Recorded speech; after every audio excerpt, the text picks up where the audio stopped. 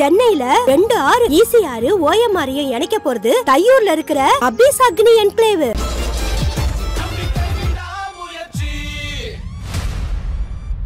MCR Pure Cotton Club, formals and casual shirts.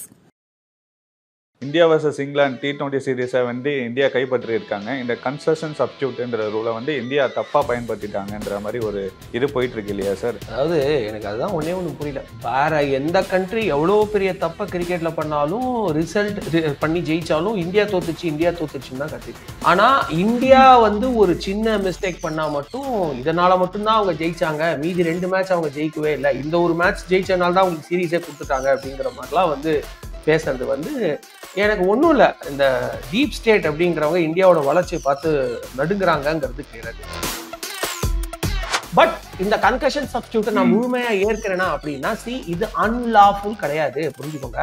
But இதை இன்னும் பெட்டரா ஹேண்டில் பண்ணிருக்கலாம். ஒரு ரமன்தீப் சிங்கை கொண்டு வந்திருக்கலாம்.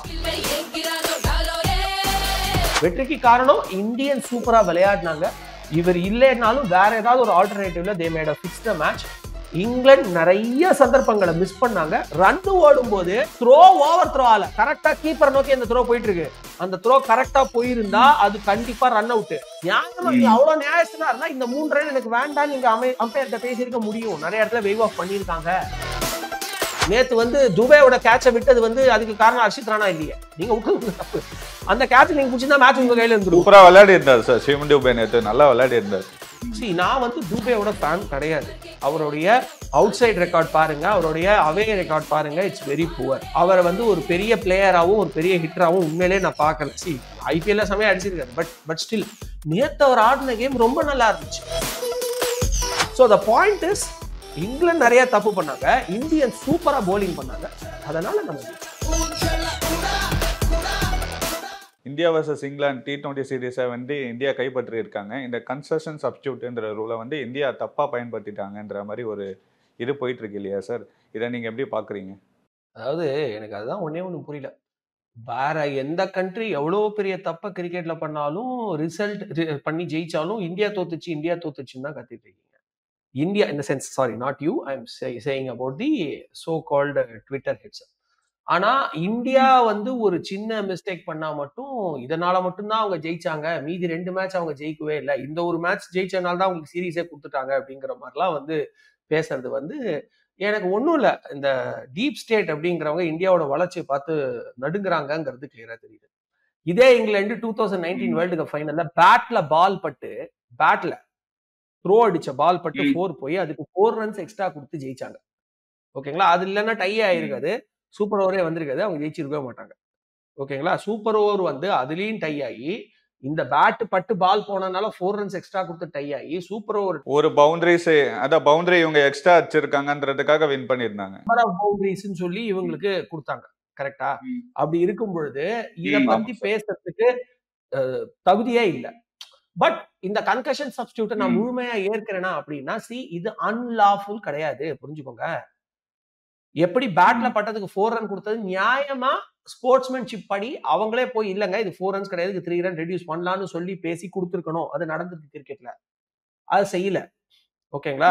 ஆனா இது வந்து ஆஸ்திரேலியா பண்ற மாதிரி அன்லாஃபுல் கிடையாது. 1 பிச் கேட்ச் வந்து கேட்ச்னு சொல்றது, அதுக்கப்புறம் வந்து எங்கேயோ ஓடி போற பால், அதாவது த்ரோ போயிட்டு இருக்கு, ஒரு ரன்னர் ஓடிட்டு இருக்கு, ஆஸ்திரேலியன் ரன்னர் இந்தியன் டீம்ல வந்து த்ரோ பண்றாங்க. அங்க பிஜிடி நடக்கும்போது அந்த பாலை இப்படி கையை நீட்டி உடம்புல இருந்து கிட்டத்தட்ட ஒரு மீட்டர் தள்ளி கையை நீட்டி தடுத்தாரு.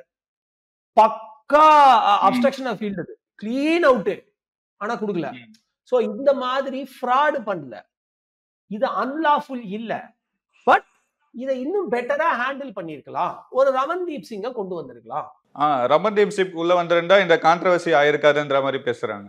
பஸ் அதுதான் நான் சொல்றேனே. அது வந்து ஒரு பாயிண்ட் ஆஃப் இம்ப்ரூவ்மெண்ட் தான். சரி, இப்போ நான் என்ன சொல்றேன், ஹர்ஷித் ராணா சூப்பரா போலிங் பண்ணா 3 விக்கெட் எடுத்தார், வாழ்த்துக்கள். பட் அது அவர் விக்கெட் எடுக்கலாம் அந்த மேட்ச் தோத்துருப்போம்னு உங்களால உறுதியா சொல்ல முடியுமா? அதே விக்கெட்டை வேற யாராவது இப்ப ரமன்தீப் சிங் எடுக்க மாட்டான்னு நீங்க சொல்ல முடியுமா? இல்ல ஹர்திக் பாண்டியா ஒரு ஓவர் எக்ஸ்ட்ரா கொடுத்து கூட நாங்க எடுத்துருப்போம். முடியாது இல்லையா? ஹர்திக் பாண்டியா உங்ககிட்ட விக்கெட் எடுக்கிறவர் தானே.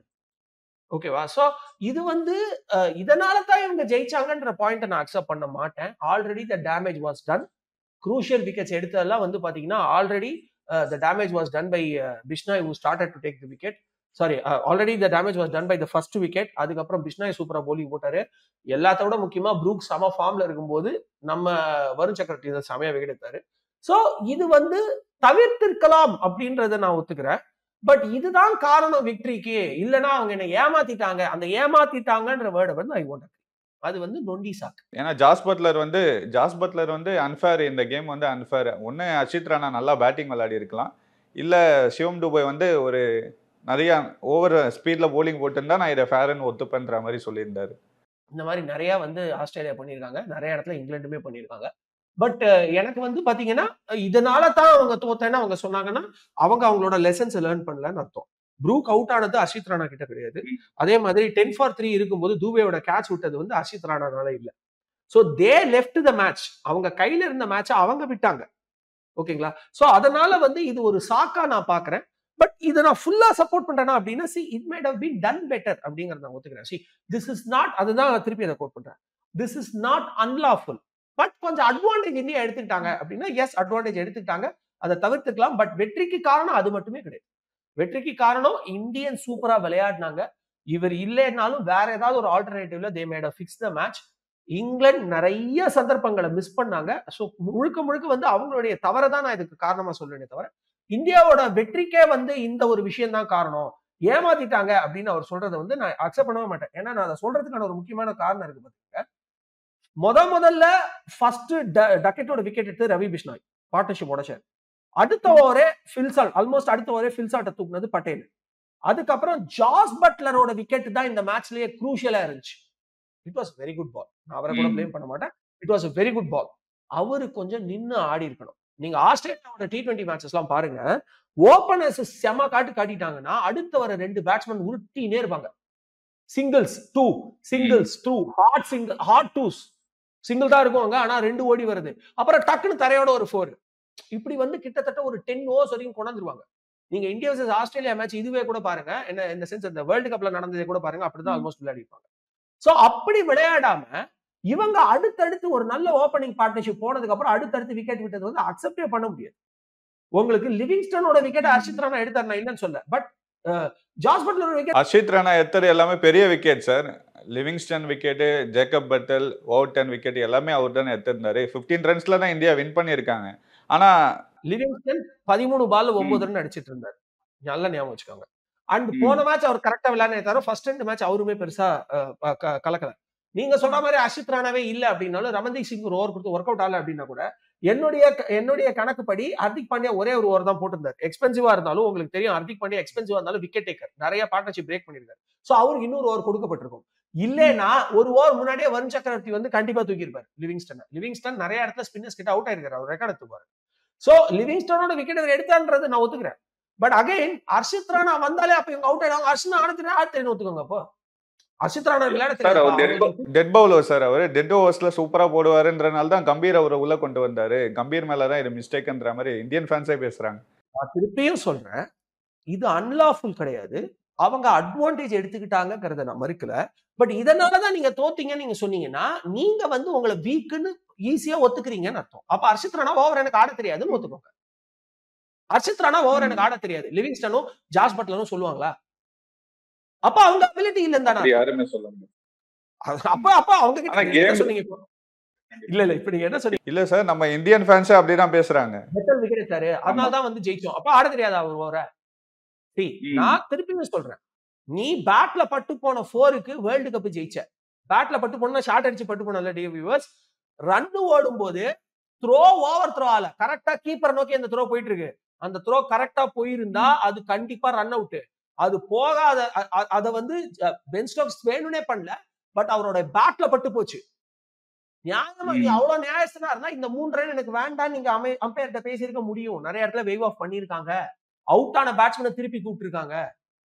அப்ப இந்த வெய்வ் ஆஃப் பண்ணிருப்பாங்களே, அப்ப அந்த மேட்ச் நீங்க ஜெயிச்சிருக்கவே முடியாது.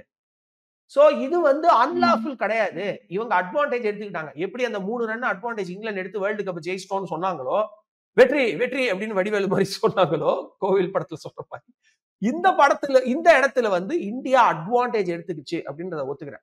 இப்போ ஒரு பேச்சுக்கு சொல்றேன், அர்ஷித் ராணா வந்து செம எக்ஸ்பென்சிவா ரன் எக்கச்சக்கமா 16 ரன் குடுத்துட்டாரு 2 ஓவர்ல, அவரால் டீம் தோத்துச்சு. அப்ப வந்து நீங்க வந்து எங்களுக்கு இந்த வெற்றி தேவையில்லை, ஏன்னா நீங்க ஹர்ஷித் ராணாவை கொண்டு வந்து சரியில்லை, அதனால நாங்கள் வெற்றியை வந்து டிரா என்று நிர்ணயிக்கிறோம் சொல்லுவாங்களா? மாட்டாங்கல்ல.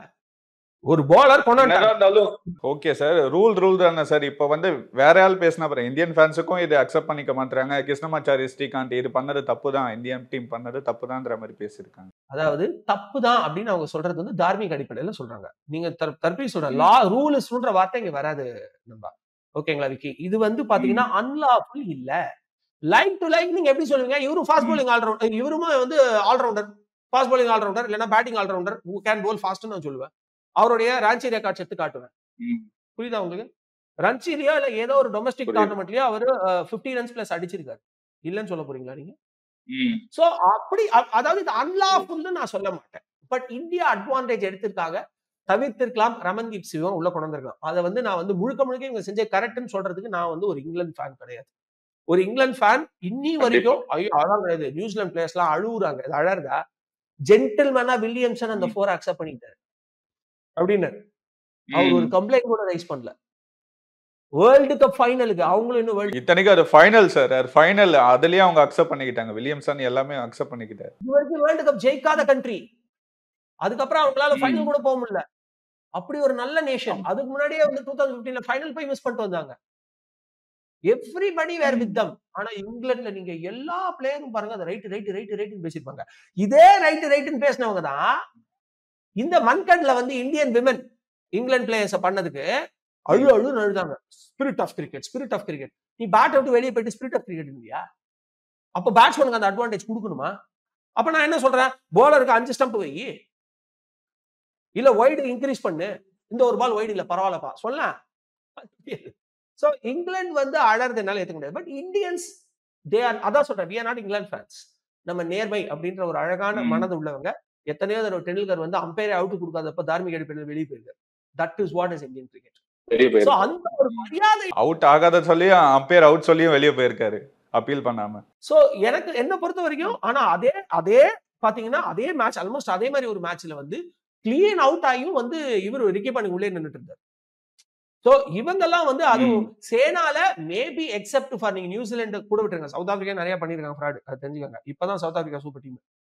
ஓகேங்களா? சவுத் ஆப்பிரிக்கா சில நேரங்களில் சூப்பர் டீமா இருக்காங்க, சில நேரத்தில் அவங்க ஃப்ராட் பண்ணிருக்காங்க, அதை மறந்துடாதீங்க. சோ சவுத் ஆப்பிரிக்கா கூட விட்டுருங்க. பட் இங்கிலாந்து ஆஸ்திரேலியாவும் இதெல்லாம் பேசுறதுக்கு தகுதியே கிடையாது. பட் ஒரு இந்தியன் ஃபேனா இதை அவங்க தவிர்த்திருக்கலாம் அப்படின்னு நான் சொல்வேனே தவிர, இதனால தான் இந்தியா வந்து ஜெயிச்சுது, ஏமாத்திட்டாங்கன்ற வேர்டை நான் யூஸ் பண்ணவே மாட்டேன்.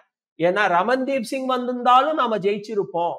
4-1 இந்த டோர்னமெண்ட் ஆரம்பிக்கிறதுக்கு முன்னாடி நான் சொன்னது. Indian batting lineup is very difficult to deplete. உடைக்க முடியல அவங்களால.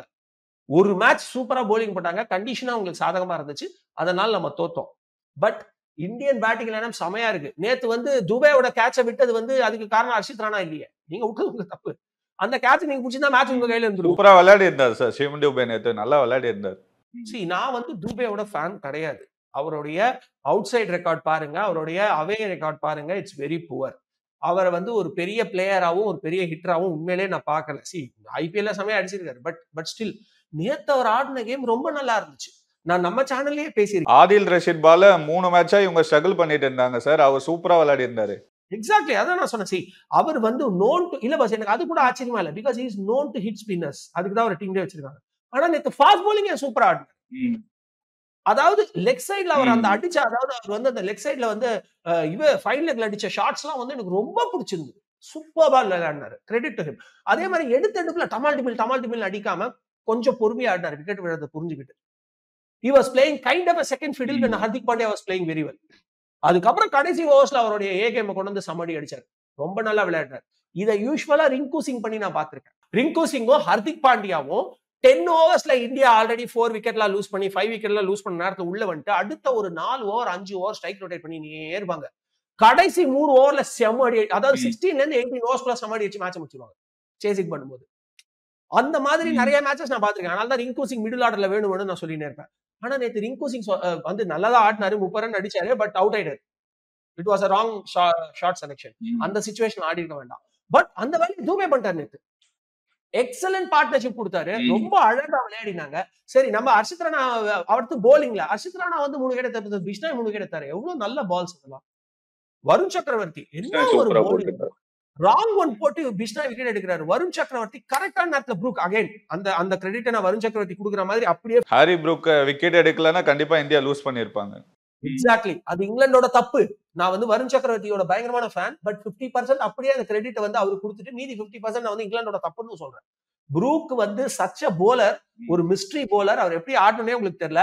The victory of India versus England depends on how they handle Varun சக்கரவர்த்தி. இதை நான் சொல்ல அஸ்வின் சொல்லியிருக்கேன்.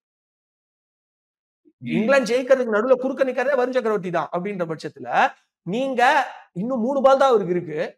அப்ப நீங்க என்ன பண்ணிருக்கணும், அவரை ப்ராப்பர் ஒரு கிரிக்கெட்டிங் ஷாட்டால அடிச்சிருக்கணும். ஃபர்ஸ்ட் 4-5 ஓவர் எப்படி விளையாடினாங்க, உங்களுக்கு ஃபீல்டு ஸ்ப்ரெட் ஆகிறதுக்கு முன்னாடியுமே கூட இங்கிலாந்து பேட்டர் ஸ்ட்ரைட் பேட் தான் 90% யூஸ் பண்ணாங்க. ஒரே ஒரு ஷாட் மட்டும் தான் ரொம்ப ஷார்ட்டா போட்டாரு அர்ஷதீப்னு நினைக்கிறேன். அதை தூக்கி பலான்னு பனிஷ் பண்ணாங்க, பின்னாடி ஒரு 6 போச்சு. மத்தபடி டக்கெட் ஆடின முக்காவாசி ஷாட் ஸ்ட்ரைட் பேட். அந்த ஒரு மெச்சூரிட்டியோட ப்ரூக் அந்த ஒரு ஓவர் ஆடி இருந்தாருன்னா, இல்ல ப்ரூக் அவுட் ஆன உடனே வந்த பேட்ஸ்மேனும் அதை ஆடி இருந்தாங்கன்னா இவங்களுக்கு அட்லீஸ்ட் ஒரு மைனர் சான்ஸ் இருந்திருக்கும். அதை விட்டாங்க. ஃபைனல் ஓவருக்கு முன்னாடி ஒரு பெனல்டிமேட் ஓவர்ல 3 சிங்கிள் அதில் ரஷீத் வேணாம்னு சொன்னது பிளண்டர். உனக்கு அவர் ஸ்ட்ரைக்ல இருக்கிறது பெட்டர் நீ ஃபீல் பண்றியா? ஒரு சிங்கிள் ஆச்சு விட்டுட்ட, 2வது சிங்கிள் வா வந்து சிங்கிள் அடிச்சு அவரை ஆட விடு. அதை விட்டுட்டு நீங்க அவ்வளவு குரூஷியல் மொமெண்ட்ல 3 பால் டாட் ஆகிட்டு அந்த பேட்ஸ்மேன் பிரஷர்ல அவுட் ஆயிட்டாரு. So the point is, England நிறைய தப்பு பண்ணாங்க, இந்தியன் சூப்பரா போலிங் பண்ணாங்க, அதனால நம்ம ஜெயிச்சோம். 5வது T20 வந்து மும்பைல விளையாட போறாங்க இல்லையா சார்? இப்போ இங்கிலாந்து கண்டிப்பா இதுக்கு தக்க பதில் அடி கொடுப்பாங்களா? ஏன்னா இந்த லாஸ்ட் மேட்ச்லயே ரொம்ப வெறியில இருக்காங்க. பஸ் இங்கிலாந்து ஆக்சுவலா நல்லா தான் விளையாடுறாங்க. முதல் மேட்சை தவிர மீதி எல்லா மேட்சும் நல்ல ஃபைட் கொடுத்தாங்க. நான் இந்த டோர்னமெண்ட் ஆரம்பிக்கிறதுக்கு முன்னாடியே 4-1 கொடுத்தேன். ஏன்னா இங்கிலாந்து நல்ல டீம்ங்கிறதுனால தான். ஆனா இந்தியா ரொம்ப நல்ல டீம், அதனாலதான் 4-1 நான் சொன்னேன். சோ இப்பவும் மும்பைல இந்தியா ஜெயிக்கும் நான் முழுசா நம்புறேன். they will give a wonderful fight back. But India ஜெயிக்கும்ங்கிறது என்னுடைய ப்ரெடிக்ஷன். பட் ஒரு குட்டி ஆசை, ஹர்திக் பாண்டியாவுக்கு பதிலா ஷமியை உள்ள கொண்டு வாங்க. ஏன்னா லூஸ் பண்ணாலும் இந்த மேட்ச் பரவாயில்லதான். 2வது ஷமி அண்ட் ஹர்ஷதீப்போட காம்பினேஷன் எப்படி இருக்குன்னு நம்ம பார்த்தே ஆகணும். ஏன்னா சிடில சாம்பியன்ஸ் டிராஃபில வந்து if Bumrah is not fit, Harshdeep ஷமியும் தான் போலிங் போட போறாங்க. சோ டெஃபினட்டா அவங்களுடைய காம்பினேஷன் நம்ம செக் பண்ணணும். அதுக்கு வந்து அடுத்த 3 ஒன் டேவை நம்பி இருக்காம இங்கே ஆரம்பிக்கணும்னு நான் சொல்லுவேன். தூபேவை டீம் விட்டு எடுக்க மாட்டாங்க, ஏன்னா தூபேவோட ஹோம் பிச் அது. சோ அவர் கண்டிப்பா இருப்பாரு. பட் பிஷ்னாய்க்கு மேல வாஷிங்டன் சுந்தர் கொண்டு வரணும்னு ஆசைப்படுறேன். ஏன்னா அவருடைய போலிங் ஆல்ரவுண்டர் பெர்ஃபார்மன்ஸையும் நம்ம பார்க்கணும். இது வரைக்கும் அவருக்கு எல்லா மேட்ச்லயும் கண்டிப்பா இந்த சேஞ்சஸ் எல்லாம் இருக்கும். நான் அதான் நினைக்கிறேன். பிஷ்னாய்க்கு பதிலா they have to bring Washington Sundar நான் நினைக்கிறேன். ஹர்திக் பாண்டியாக்கு ஈஸியா ரெஸ்ட் கொடுத்து ஷமி கொண்டு வந்துருவாங்க. ஆனா ரவன்தீப் சிங் கொண்டு வந்து காமெடி பண்ணக்கூடாது, ஷமி கொண்டு வரணும். பட் வாஷிங்டன் சுந்தர் பிஷ்னாய்க்கு மேல வருவாரா அப்படின்னு என்னோட ஆசை. வருவார் நம்புறேன். வந்தாருன்னா அவருக்கு 4 ஓவர் போட விடுங்க. இந்த இப்ப கூட அந்த ஒரு ரியாலிட்டி ஷோல வருதுல, பண்ண விடுங்க ஜாக் வைரல் ஆன மாதிரி, அவரை போட விடுங்க 4 ஓவர். பிஷ்னாய் தேவையே நல்லா போட்டார். பிஷ்னாய் நேற்று முன்னிலை வாழ்த்துறேன். பட் அவர் தேவையே பட மாட்டார். இவர் 4 ஓவர் போட்டார்னா அவர் தேவைப்பட மாட்டார். பேட்டிங்லயும் ஒரு சப்போர்ட் பண்ணுவாரு. So it be very nice to watch. ஏன்னா வாஷிங்டன் சுந்தரும் சிடில இருக்காரு, மறந்துடாதீங்க சாம்பியன்ஸ் டிராஃபில. அதனால டெஃபினட்டா வாஷிங்டன் சுந்தர் வரணும் அப்படிங்கறத என்னோட எதிர்பார்ப்பு. இந்தியா ஜெயிக்கும் நான் முழுசா. ஏன்னா நம்மளுடைய batting lineup is very hard to defeat. Okay, ரொம்ப நன்றி சார். நன்றி பிரதர். சென்னையில 2 ஆறு ஈசி ஆறு ஓஎம்ஆரையும் இணைக்க போறது தையூர்ல இருக்கிற அபிஸ் அக்னி என்க்ளேவ்.